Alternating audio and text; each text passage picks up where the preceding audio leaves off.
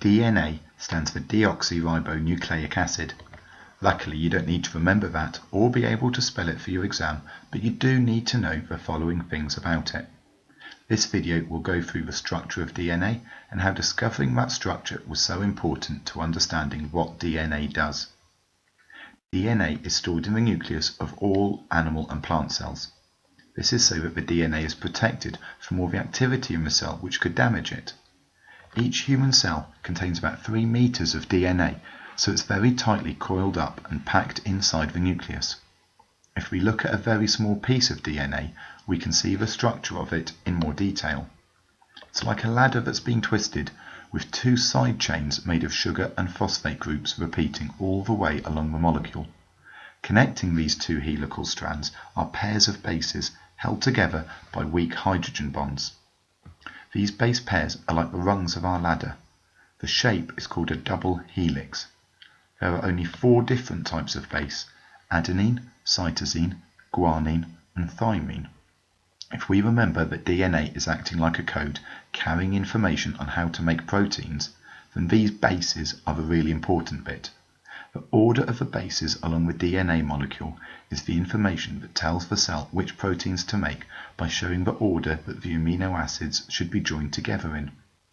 If you look at the DNA molecule, you can see another really important feature of it.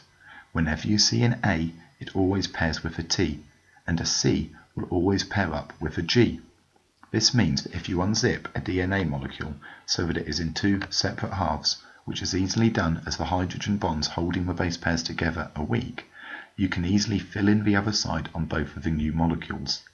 This is how DNA makes copies of itself. Although there is 3 meters of DNA in every human cell, the molecule is so thin it's impossible to see the structure of it using microscopes. In the first half of the 20th century, scientists were still trying to find out how traits were inherited and what actually controlled cells.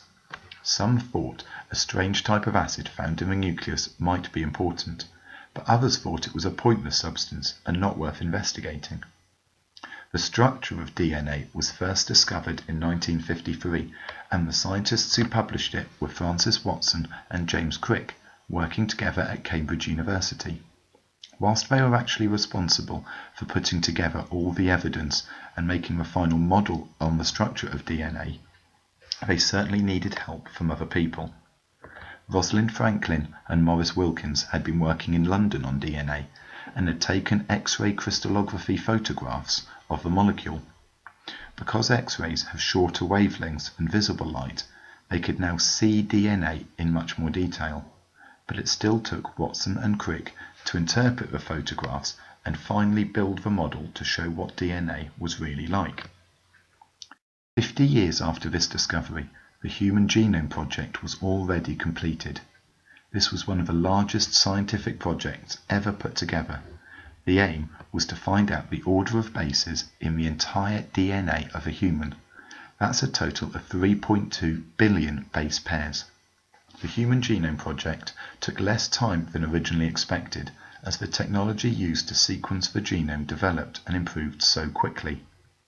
This information is now freely available to all scientists and researchers around the world, and is crucial in developing medicines for diseases, identifying mutations, and the technology that developed to complete the project has had other uses in biotechnology and genetic modification.